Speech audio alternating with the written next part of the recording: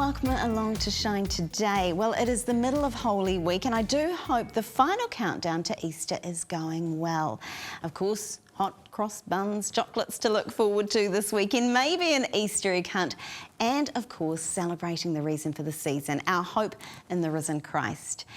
And there's a special art exhibition opening this weekend just in time for Easter that can help us reflect, focus.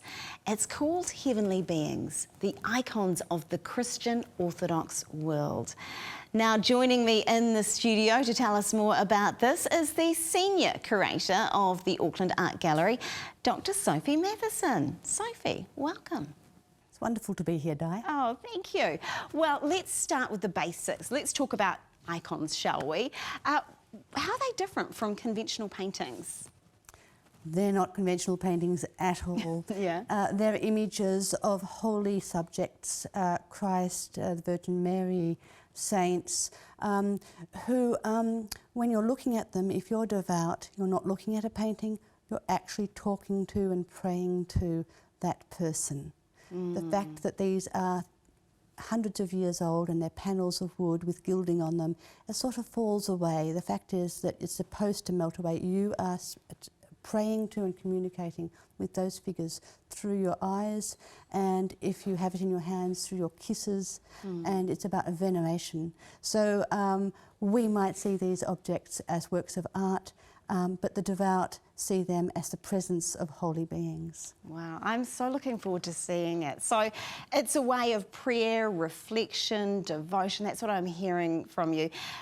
In terms of the icons themselves, are there any interesting techniques that have been used that make them quite different? Well, yes, because the process of making an icon is an act of prayer. You might fast before you make an icon, you will be praying, and you will make an icon in the most ritualized fashion.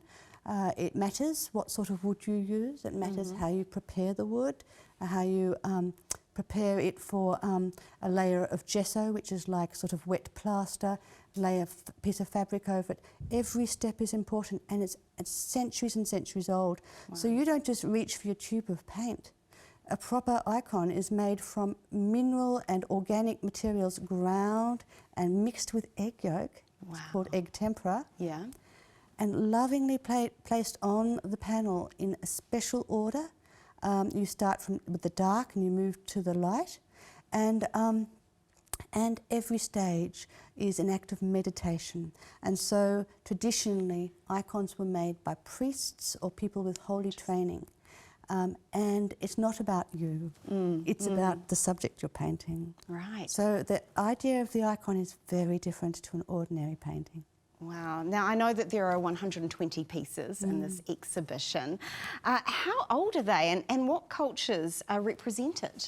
They all come from the Orthodox Christian world, and they nearly all come from after the fall of Constantinople, after the fall of Byzantium. So that puts them in the category of between approximately 1450 and 1800, but we have an earlier one which we think is probably from 1350 and may even have been made to take into Palestine, in Cyprus, made in Cyprus, and it's very, very old with many encrusted layers of paint and silver gilding.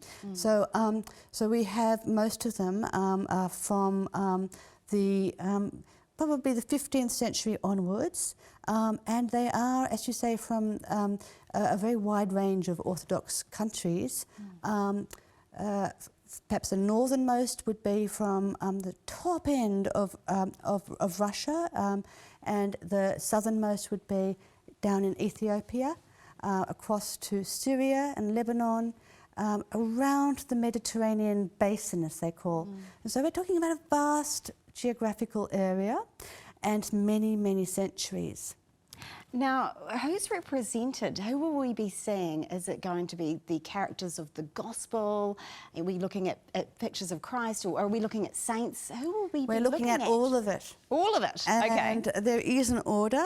So there are 5 rooms, and when we first go into the room, first room, you will see that it's set up more like a church, because stepping into an Orthodox church, you're supposed to shed your ideas about the everyday world, leave that all at the door, and you purify yourself as you move towards the centre of the church. And in the centre of the church, you would be confronted with an iconostasis, an icon screen. And if you're in the audience and if you're Orthodox, you'll know exactly what I mean. And it's a screen encrusted with icons. And in the middle, there's a pair of royal doors, holy doors through which only the priest can move. And so the very first object is a pair of Albanian 16th century royal doors, painted with the subject that's always on royal doors, the Annunciation. This just sounds incredible. So the archangel giving the news to Mary, and she looks surprised. He almost dances into the room. That's the very first piece, and it's the biggest piece. And then after that, we will move into a room which is about the holy guardians, the saints, and all of those protective figures, the St. George, Demetrius, St. Nick, the female saints, the martyrs, all those who suffered and toiled for Christ. And many of them died for Christ. And they have inspired people for centuries. And many of the people in the Orthodox world have been named after them. George, Demetrius, Nick.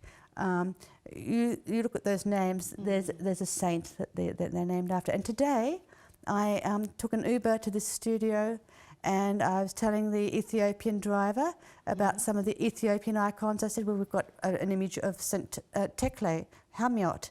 And he said, well, I'm named after Tekle Hamiot. Wow. That's my first name and my last name. Wow. I said, well, what's your number and I'll send you some more information about this exhibition, because we have a whole section at the very end of ancient and more modern Ethiopian icons. And so that is one of the many surprises with which this show is studded. Every room has surprises. Let's talk about these images that people are going to see. You know, these are images that have given people hope throughout the ages. Let's talk about the way that they've been painted and that makes them so powerful to look at. The devout, over centuries, have regularly washed their icons. They might even have washed them in the water of the Jordan. Wow. Because that's how John the Baptist baptised people. You would choose the holiest water to wash these icons, and then you would repaint very lovingly in a state of meditation. And you would possibly even hand them back to a holy group, like in Russia. You might take them to the old believers who would use the old techniques to repaint. Very important. These objects are images of holy figures with many layers of painting, because the devout kept the images alive through washing, repair and renewal.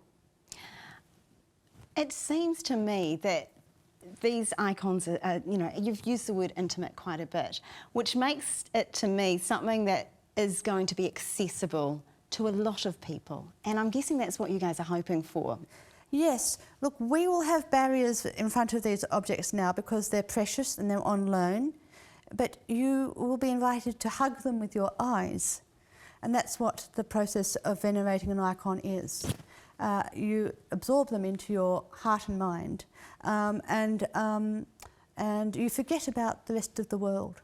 So we are aiming to have an intimate experience like that in the exhibition.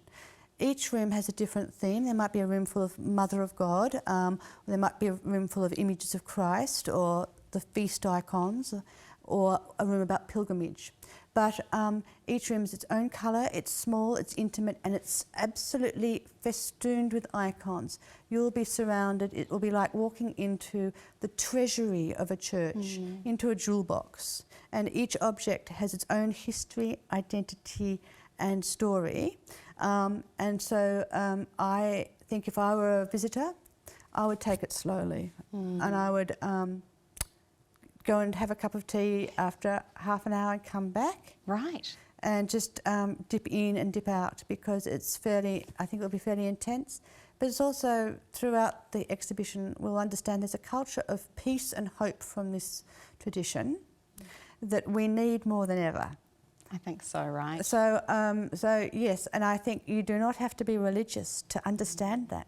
And I will be most interested to see, do people read the labels? I don't know. Maybe they just understand by looking. So it will be an interesting experience. This is not a typical art exhibition. Sophie, thank you so much for sitting on the couch today and talking through such an exciting exhibition. We're very much looking forward to it, of course, opening this Easter weekend.